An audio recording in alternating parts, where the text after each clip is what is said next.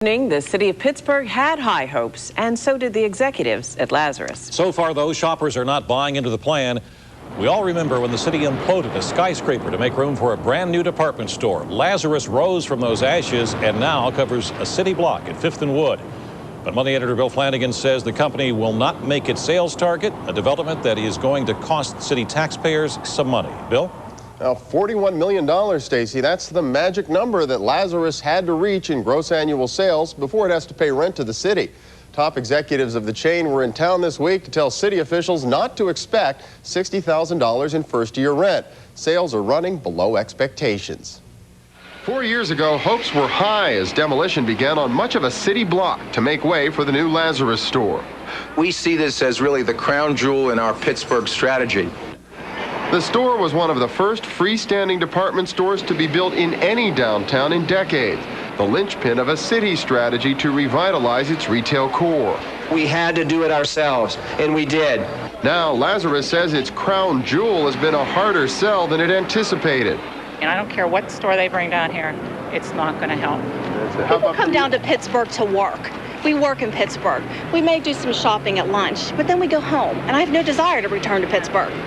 Audrey Gusky researches retail marketing at Duquesne University. The store is not special. It's not offering anything new. It's not even better than the suburban stores that they have, and so what's the point? Lazarus says it remains committed to downtown despite its slow start here and despite the likelihood of further delays of major retail redevelopment along 5th and Forbes. Delays that the slow start at Lazarus may not help. The key thing is to move slowly and cautiously. Bob O'Connor is president of Pittsburgh City Council. This was supposed to be one of the major anchors to help. It hasn't done much, not only here, but the neighborhood. Just up 5th, the Lord & Taylor is under construction, a project city officials have said would not have happened had Lazarus not committed to downtown Pittsburgh.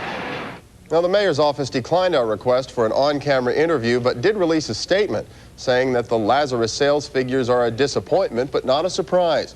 Mayor Tom Murphy says the city knew from the beginning that the downtown store would not be, quote, an overnight success. And Stacy, the retailer is expected to provide actual sales figures to the city sometime early next month. Now, it wasn't that long ago, Bill, if I'm not mistaken, that Lazarus closed a store at Century 3 Mall. How is it doing in the rest of the region? Any indication? The company says in general that it is increasing market share in the Pittsburgh market, so it's satisfied with the progress it's making. It's just downtown has been more difficult than they anticipated when they committed to the project. All right. We'll have to wait for the sales figures to come in just to see how well they are doing. Yeah. Thank you.